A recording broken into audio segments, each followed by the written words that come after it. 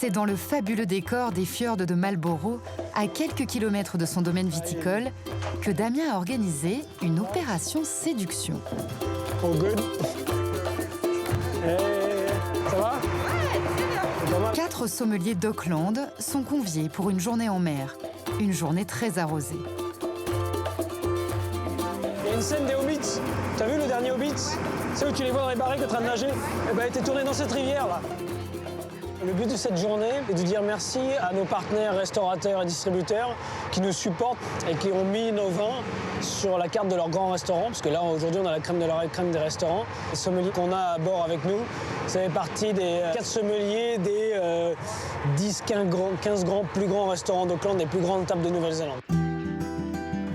Et pour que ses clients gardent le meilleur souvenir possible, Damien a sorti le grand jeu.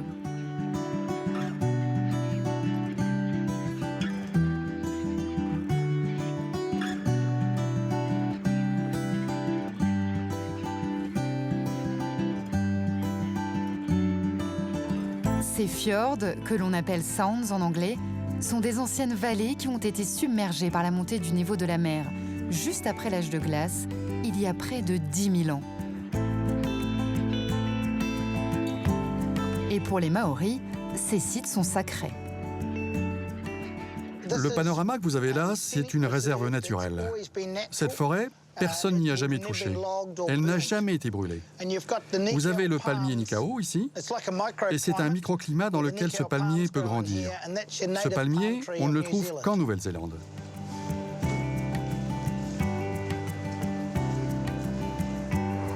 Petite pause dégustation de la spécialité locale, les moules vertes. Ouais, c'est histoire de casser la croûte le matin, ça. Faut bien se nourrir, hein. Là, on est en plein dans la capitale de la moule verte, là. Ça, c'est les moules que vous retrouvez dans les plus grands restaurants du monde entier. Les blanches, ce sont les mâles. Et ces oranges-là, ce sont les femelles. Moi, j'aime les mâles. Je suis un homme, quoi.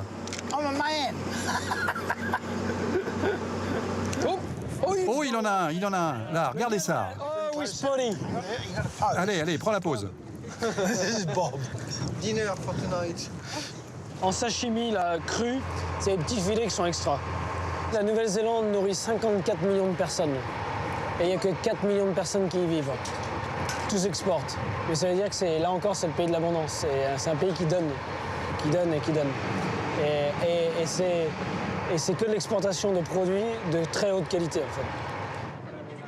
Les moules, le poisson, juste une mise en bouche pour préparer le palais de ses convives. Car ce que Damien veut avant tout, c'est leur faire savourer son vin. C'est bon, non? C'est incroyable, je n'ai jamais goûté quelque chose d'aussi bon. Tu sais, je mets ma touche personnelle dans ce vin. Parce qu'il y a 2 façons de faire.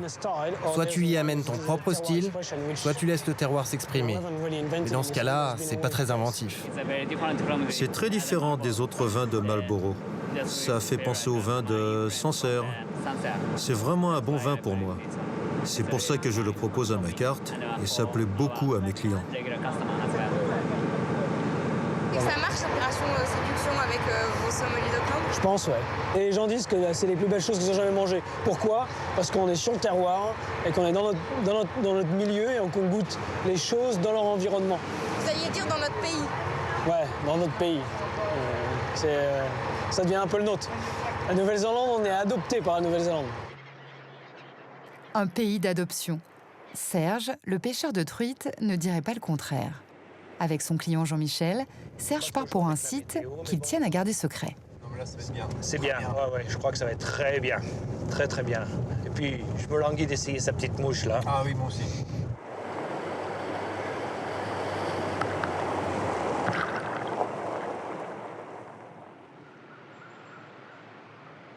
Regarde cette eau, elle est claire qu'elle n'est pas possible. On va bien s'amuser aujourd'hui.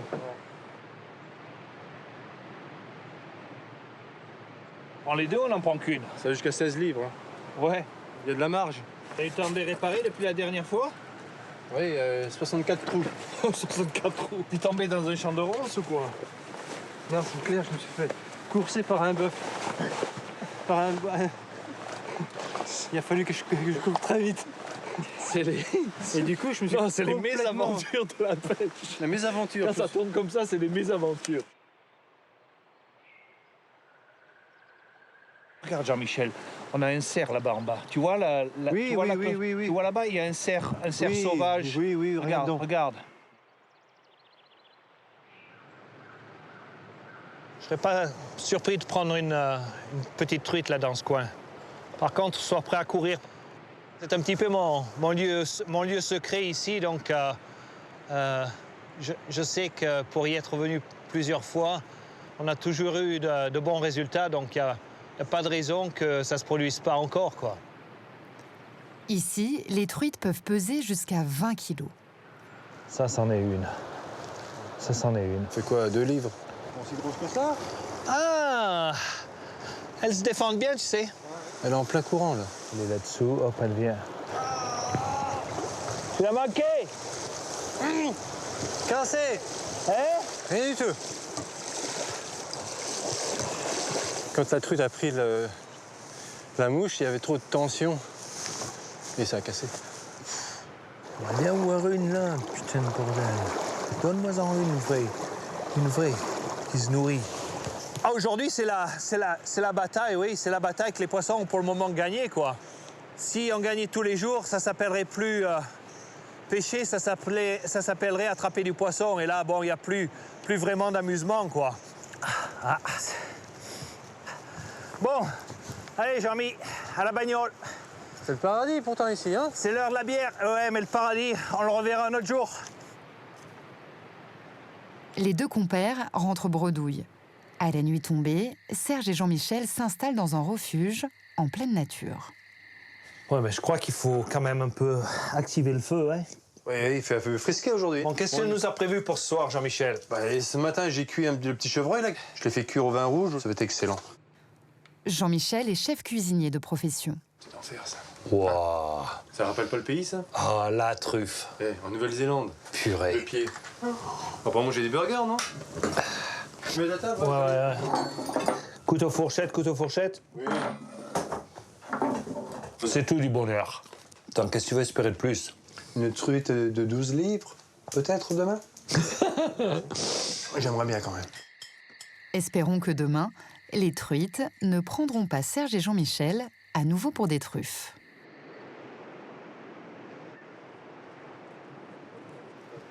À Taranaki, pour Thomas, le champion de planche à voile, le jour de la compétition est arrivé. So, hi. That's me.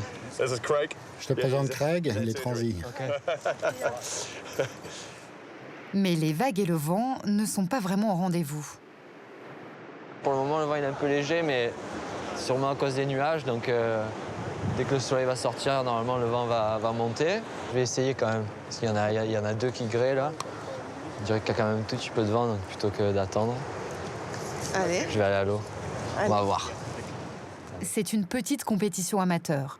Thomas affronte 4 Néo-Zélandais pour le plaisir. Thomas est de loin le meilleur. C'est le 4e mondial et il surfe à un bien meilleur niveau. Ça se voit. Les locaux n'ont aucune chance de rivaliser. Vous savez, on en a 3 ou 4 qui se sont vraiment bien débrouillés. On a eu des magnifiques figures. Et j'ai ma petite idée du vainqueur d'aujourd'hui. Juste après Thomas, bien sûr.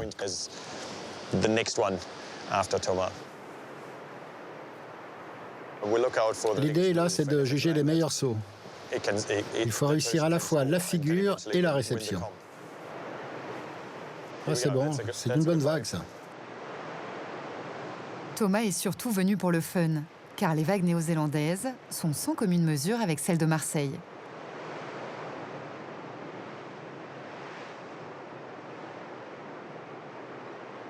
Alors, comment c'était? Tu t'es bien amusé? C'est sûr que ça aurait été mieux avec plus de vent, hein, mais bon, comme je te dis, déjà on a pu sortir, prendre quelques vagues, donc ça va. Hein, on aurait ça chez moi dans le sud de la France, on serait content. Donc moi je suis content. Petite remise de prix symbolique, bien sûr, Thomas est hors compétition. Bon, pas la peine de dire qui a gagné. Tout le monde le sait. C'est clair. C'est dur de rivaliser avec le champion. Alors, récompensons le meilleur challenger de Thomas. Par rapport aux plus belles vagues et aux plus beaux sauts, c'est Christophe qui a réalisé la meilleure performance. Bravo! Bon, on n'a pas de trophée, hein, c'est une petite compétition amicale. Mais on a un livre sur les meilleurs windsurfers du monde. Et si Thomas est assez fair-play, il va peut-être même le dédicacer.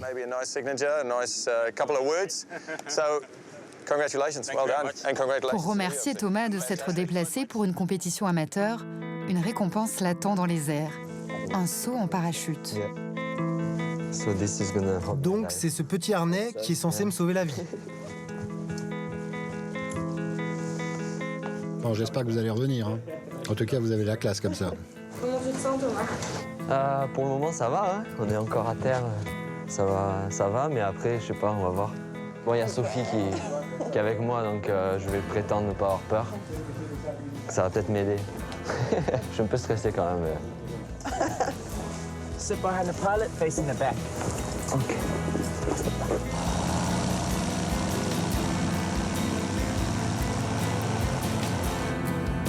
Et si le champion est à l'aise dans les tempêtes, à 3000 mètres d'altitude, il n'est plus vraiment dans son élément.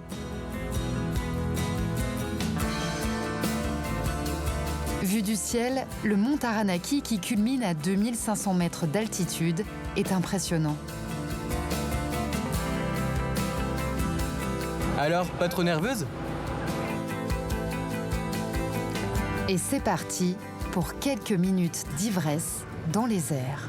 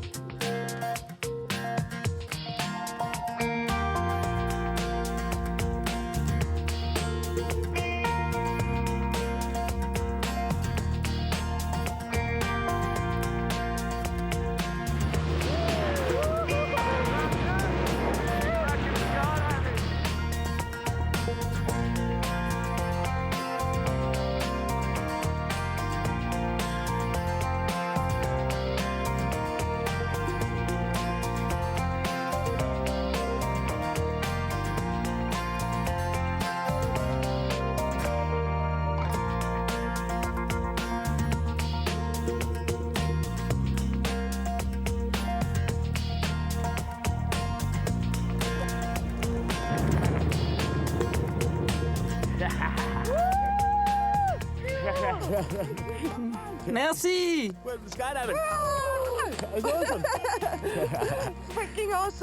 Ah, c'était vraiment génial. C'est bon. Top. T'es toujours en vie? Trop bon. Qu'est-ce que vous avez vu? Ben, en fait, on est passé au-dessus des nuages, on voyait tout le mont Taranaki, l'autre mont aussi, là. J'ai oublié le nom, Arapua'a, je sais pas quoi. Les vagues, tout, enfin. Oh, c'était bon. T'as aimé? Yeah. C'était fou. Super good. La porte est ouverte. Ah, ouais.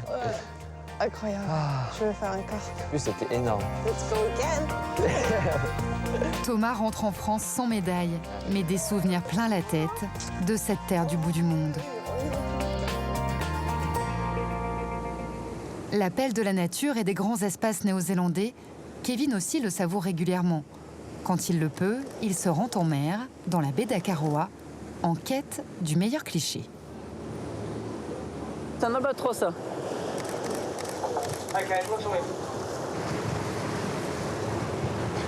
Quand ça plane comme ça, c'est magnifique. Et ça a super yeux, c'est hyper joli. Superbe. Non, vas-y. Il y en a pas mal, hein. Je suis impressionné, t'en as 4, 5 ? Ouais. J'adore. Se retrouver comme ça au milieu de l'océan avec des oiseaux qui sont si proches que ça.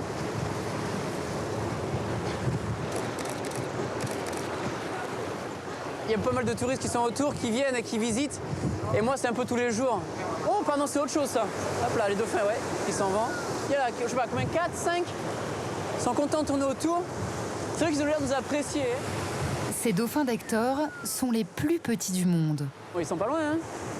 Ah, c'est magique, surtout quand ils arrivent, ils sont hyper proches. T'as vraiment un sentiment d'interaction. Le mélange des deux, la faune et l'environnement, enfin, c'est magique. Et c'est le genre de choses qui te dit, t'as pas envie de partir, hein. Et aujourd'hui, vous vous sentez plus français ou néo-zélandais?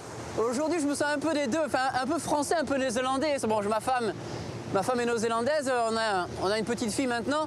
Et c'est qu'à chaque fois qu'il y a un match de rugby, il y a les All Blacks versus la France, c'est toujours un peu là, qu'est-ce qui se passe, qui est-ce qu'il faut que je soutienne? Et c'est toujours un petit peu la guerre, mais j'ai le cœur un peu des deux. Toujours un peu la France, un peu ici, et je pense que mon cœur est toujours un peu en France aussi, quoi qu'il arrive. Le cœur entre la France et la Nouvelle-Zélande, une question que ne se posent plus Damien et Muriel. Leurs enfants, nés ici, connaissent à peine la France. La Nouvelle-Zélande est devenue leur pays d'adoption. C'est ce qu'il a fait, papa, aujourd'hui? Il a fait quoi? Et ben, papa, il a descendu les gros moutons. Il y avait beaucoup de moutons. Ils sont descendus toute la colline, là. Comme ça, avec les chiens derrière. Il y avait Regan qui est venu, avec son petit quad. Oh, fuck! Puis on a poussé les moutons jusqu'en bas dans les vignes à papa, là-bas, tu sais.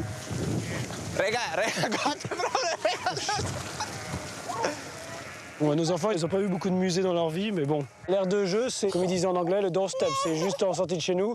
C'est la rivière, la ferme, aller dans les vignes, aller voir les moutons, le tracteur, goûter les raisins à papa. Et voilà. C'est beau d'élever ses enfants comme ça. Ils sont proches de la nature et ils comprennent la nature. Au jour d'aujourd'hui, on profite de notre vie maintenant en Nouvelle-Zélande. On dira, on veut pas dire qu'on serait pas bien en France. Ça, faut pas se dire. Une chose qu'on se dit, c'est qu'on est très bien ici. Tu vas monter chose pour papa? Allez. On ira à la rivière demain, Thomas? 1, 2, 3. Tu vois la meilleure vue, là, comme ça.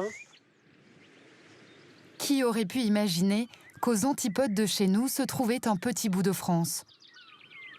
Une parenthèse bleu-blanc-rouge au pays des All Blacks que des Français comme Damien, Muriel, Serge et Kevin ont à cœur de faire perdurer.